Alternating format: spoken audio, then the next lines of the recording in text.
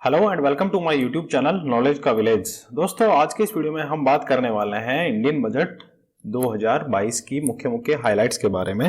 दोस्तों, Indian budget जो है 1 फरवरी 2022 को फाइनेंस मिनिस्टर द्वारा लोकसभा में प्रेजेंट किया जा चुका है। तो चलिए देखते हैं इस वीडियो में हम सबसे पहले क्या क्या बात करेंगे। सबसे पहले हम देखेंगे कि यूनियन बजट 2022 की जो खास बड़ी बड़ी बातें क्या है उनके बारे में हम बात करेंगे। उसके बाद में देखेंगे कि टैक्स को लेके इंडियन बजट 2022 में क्या क्या ऐलान हुए हैं, क्या क्या सामान सस्ता होने वाला है, क्या क्या महंगा होने वाला है। फिर बात करेंगे डिजिटल रुपए के बारे में जो आरबीआई लॉन्च करने वाला है 2022-23 में। उसके बाद में हम बात करेंगे एग्रीकल्चर या फिर किसानों के लिए क्या क्या बड़े ऐलान हुए हैं। उसके बाद में देखेंगे कि परिवहन सुविधा में सुधार के लिए कौन कौन से बड़े ऐलान हुए हैं, क्या क्या घोषणाएं की जा चुकी हैं इंडियन बजट 2022 में। उसके बाद में देखेंगे कि एजुकेशन सेक्टर के लिए क्या क्या घोषणाएं की गई है। फिर बात करेंगे बजट 2022 की कुछ अन्य महत्वपूर्ण बातों या फिर घोषणाओं के बारे में। और लास्ट में बात करेंगे इलेक्ट्रिक व्हीकल की बैटरी स्वैपिंग पॉलिसी के बारे में। तो चलिए सबसे पहले बात करते हैं यूनियन बजट 2022 की खास बड़ी बातों पे। देखिए, तो इंडियन बजट 2022 है, ये ग्रोथ ओरिएंटेड बजट पेश किया गया है फाइनेंस मिनिस्टर द्वारा, जो मुख्यतः 4 pillars productivity, climate action, financing investment और पीएम गति शक्ति योजना पर इस बजट में फोकस किया गया है।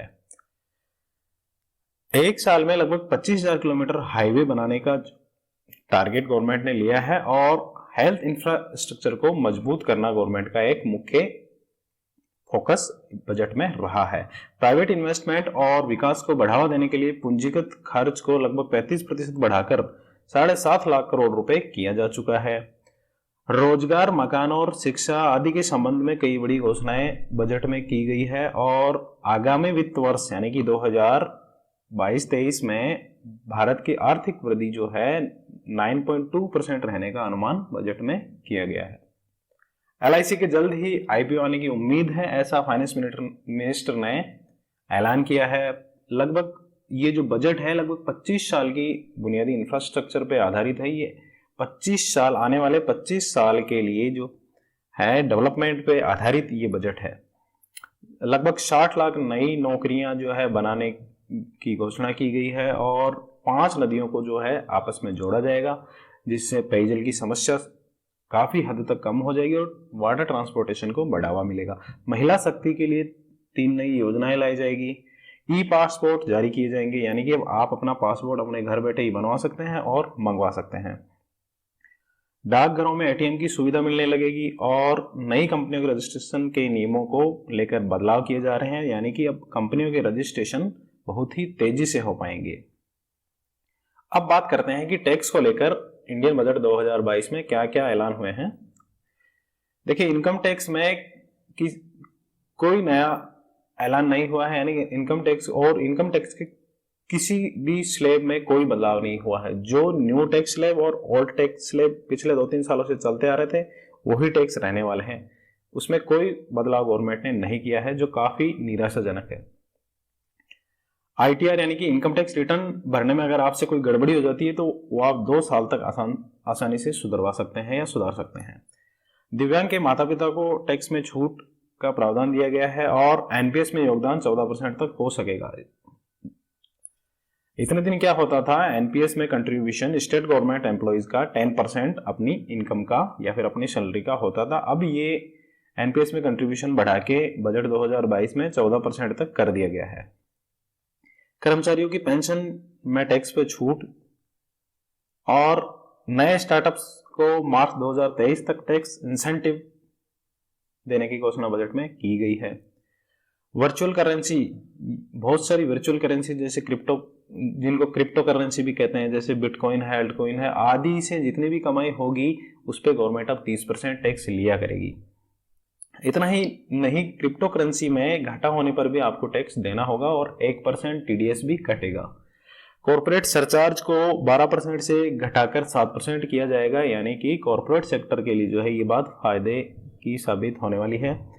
और तरासे और पॉलिश किए गए हीरों पर सीमा शुल्क घटाकर 5% किया जाएगा, जिससे महंगाई थोड़ी सी, यानी कि हीरे की जो भी ज्वेलरी है वो लगभग कुछ हद तक सस्ती होने की उम्मीद है। अब बात करते हैं कि इंडियन बजट 2022 में हुए ऐलानों के आधार पे क्या क्या सामान जो है सस्ते होने वाले हैं। कुछ सामानों पे कस्टम ड्यूटी घटाई गई है, जैसे चमड़े के सामान है जिससे बेल्ट पर्स आदि जो है सस्ते हो जाएंगे। खेती का सामान यानी कि जिनमें मुख्यतः कृषि के उपकरण आते हैं वो सस्ते होने वाले हैं। विदेशी मशीनें सस्ते होने वाली है और मोबाइल और इलेक्ट्रॉनिक आइटम्स जैसे मोबाइल चार्जर वगैरह सस्ते होने वाले हैं। और हीरे की जो ज्वेलरी, जैसे हमने पहले बात की, हीरे की ज्वेलरी सस्ते होने वाली है। अब बात करते हैं कि क्या क्या सामान महंगा होने वाला है। आर्टिफिशियल गहने और या फिर उसको इमिटेशन ज्वेलरी कहते हैं, वो महंगी होने वाली है। विदेशी छाता महंगा होने वाला है। और अनब्लेंडेड फ्यूल यानी कि ऐसे पेट्रोल और डीजल जिनमें इथेनॉल नहीं होता है, उन पे 2 रुपए पर लीटर ड्यूटी बढ़ाई जाएगी, जिससे महंगाई बढ़ेगी। कैपिटल गुड्स भी महंगी होने वाली है। अब बात करते हैं डिजिटल रुपए की। आरबीआई जो है वर्ष 2022-23 में डिजिटल रुपया लॉन्च करेगा, ऐसा फाइनेंस मिनिस्टर ने अपने बजट भाषण में बताया है। और डिजिटल रुपए को ब्लॉकचेन और अन्य तकनीकों का इस्तेमाल करके जारी किया जाएगा। और फाइनेंस मिनिस्टर का मानना है कि इससे अर्थव्यवस्था को बड़ी मजबूती मिलेगी। अब बात करते हैं एक और घोषणा के बारे में। 80 लाख घर बनवाने तथा 3.8 करोड़ घरों में स्वच्छ जल का ऐलान बजट 2022 में किया गया है। ग्रामीण और शहरी क्षेत्रों में लगभग 60,000 घरों की पीएम आवास योजना के लाभार्थियों के रूप में पहचान की जाएगी। और पीएम आवास योजना के अंतर्गत लाभार्थियों के लिए लगभग 80 लाख मकानों का निर्माण पूरा किया जाएगा। इसके अलावा वर्ष 2022-23 में 3.8 करोड़ घरों को हर घर नल से जल योजना से जोड़ा जाएगा, जिसके लिए सरकार ने 60,000 करोड़ रुपए की घोषणा की है। और सरकार की जो ये हर घर नल से जल योजना है, इससे अब तक लगभग 5.5 करोड़ घरों तक स्वच्छ जल पहुंच पाया है। अब बात करते हैं कि एग्रीकल्चर या फिर किसानों के लिए क्या क्या ऐलान इस बजट में हुए हैं। देखिए, एमएसपी पर रिकॉर्ड खरीदारी की जाएगी और साल 2023 को मोटा अनाज वर्ष घोषित किया जा चुका है। और तिलहनों के उत्पादन को बढ़ाने की दिशा में काम करेगी सरकार। तिलहन यानी कि जैसे मस्टर्ड है, सरसों है, मूंगफली है, सोयाबीन है आदि के उत्पादन को बढ़ाने के लिए सरकार जो है प्रयास करेगी। और ऑर्गेनिक खेती पर सरकार का ज्यादा जोर रहेगा। सिंचाई और पेयजल सुविधाएं बढ़ाने पर जोर रहेगा। किसानों को डिजिटल सर्विस मिलने लगेगी और SC/ST किसानों को एग्रो फॉरेस्ट्री के लिए मदद की जाएगी। गंगा नदी के किनारे पर 5 किलोमीटर चौड़े गलियारों में किसानों की जमीन पर फोकस के साथ साथ पूरे देश में रासायनिक मुक्त कार्बनिक खेती को बढ़ावा दिया जाएगा। यानी कि गवर्नमेंट ने यह तय कर लिया है कि जो नेचुरल फार्मिंग है या फिर ऑर्गेनिक फार्मिंग है उसको बढ़ावा दिया जाएगा और केमिकल का यूज जो है कम किया जाना वाला है। रेलवे छोटे किसानों और उद्यमियों के लिए कुशल लॉजिस्टिक विकसित करेगा और स्थानीय उत्पादों की सप्लाई चेन बढ़ाने के लिए एक स्टेशन एक उत्पाद योजना शुरू की जाएगी।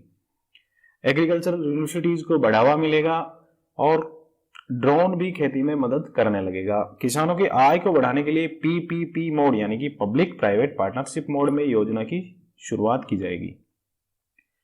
अब बात करते हैं कि परिवहन सुधार में सुधार के लिए क्या क्या ऐलान गवर्नमेंट द्वारा या फाइनेंस मिनिस्टर द्वारा बजट भाषण 2022 में किए गए हैं। 3 साल में लगभग 400 न्यू जनरेशन वंदे भारत ट्रेनें चलाई जाएगी और 1 साल में लगभग 25,000 किलोमीटर हाईवे का जो एक्सटेंशन किया जाएगा। हाईवे एक्सटेंशन पर लगभग 20,000 करोड़ रुपए खर्च होंगे और अगले 3 सालों में 100 PM गति शक्ति कार्गो टर्मिनल विकसित किए जाएंगे। अब बात करते हैं एजुकेशन सेक्टर से जुड़ी घोषणाओं के बारे में। PM ई विद्या के 1 क्लास 1 टीवी चैनल प्रोग्राम जो अब तक 12 राज्यों में या 12 चैनलों तक सीमित है को बढ़ाकर 200 टीवी चैनलों तक विस्तृत किया जाएगा, जिससे सभी राज्यों को क्लास 1 से 12 तक के विद्यार्थियों को क्षेत्रीय भाषाओं में सप्लीमेंट्री एजुकेशन देने में मदद मिलेगी। राज्यों के कृषि विश्वविद्यालयों का पाठ्यक्रम संशोधित करने के लिए प्रोत्साहित किया जाएगा ताकि प्राकृतिक, जीरो बजट और ऑर्गेनिक फार्मिंग के साथ साथ आधुनिक दौर की खेती की जरूरतों को भी पूरा किया जा सकेगा। तो ये गवर्नमेंट ने ठान लिया है कि प्राकृतिक खेती बहुत ही जरूरी है। नेचुरल फार्मिंग या फिर ऑर्गेनिक फार्मिंग, जिसे जीरो बजट और आदि नामों से भी जान सकते हैं, उसका जो है गवर्नमेंट पूर्णतः उस पर फोकस कर रही है। अब बात करते हैं बजट 2022 की कुछ अन्य महत्वपूर्ण बातों के बारे में। डिफेंस सेक्टर के लिए बड़ा ऐलान किया गया है, जिसमें कैपेक्स का लगभग 68% हिस्सा भारतीय कंपनियों के लिए सुरक्षित होगा। वर्ष 2021-22 में राजकोषीय घाटा जीडीपी के 6.9% के बराबर हुआ है, जो लगभग 6.8% अनुमानित था। ऐसा अनुमान लगाया गया है कि वित्त वर्ष 2022-23 में राजकोषीय घाटा जीडीपी के लगभग 6.4% के बराबर रहने का अनुमान लगाया गया है। 5G के लिए 2022 में स्पेक्ट्रम ऑक्शन किया जाएगा।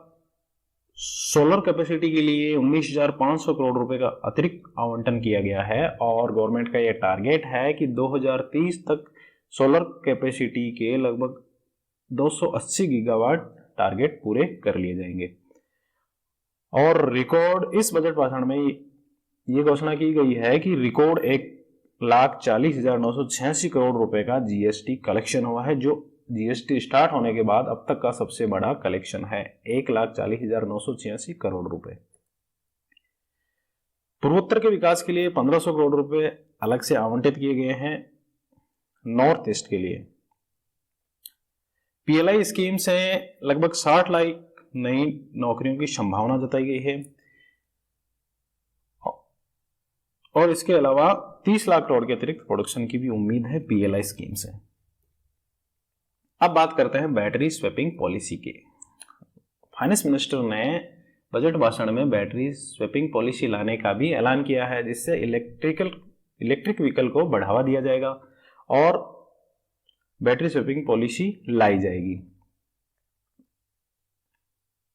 अब बात करते हैं कि बैटरी स्वैपिंग पॉलिसी क्या होने वाली है। अब सपोज आप कहीं अपनी इलेक्ट्रिक व्हीकल से कहीं ट्रेवल पे जा रहे हैं और आपके व्हीकल में जो रेंज है 10 से 20 किलोमीटर चलने की या और भी कम चलने की बची है, तो आपको वहां चार्जिंग स्टेशन पे खड़े होकर वेट करने की आवश्यकता नहीं होगी। आप उस स्टेशन पे अपनी डिस्चार्ज बैटरी जमा करवा सकते हैं और वहां से चार्ज बैटरी उसके बदले में लेके अपनी कार में लगा के और अपना सफर आगे बढ़ा सकते हैं। तो ये काफी सुविधाजनक एक जो है सुविधा होने वाली है बैटरी स्वैपिंग की। इससे इलेक्ट्रिक व्हीकल को भी बढ़ावा मिलने वाला है और बैटरी बनाने के लिए प्राइवेट सेक्टर को बढ़ावा दिया जाएगा। सेमीकंडक्टर की मैन्युफैक्चरिंग के लिए इंडस्ट्री डेवलप की जाएगी, जिससे एक्सपोर्ट को भी बढ़ावा मिलेगा। तो दोस्तों, ये थी बजट के बारे में मुख्य मुख्य बातें। उम्मीद करता हूँ आपको ये वीडियो अच्छी लगी होगी। अगर अच्छी लगे प्लीज लाइक करें, शेयर करें और कमेंट्स करें और हमारे चैनल नॉलेज का विलेज को सब्सक्राइब करना ना भूलें।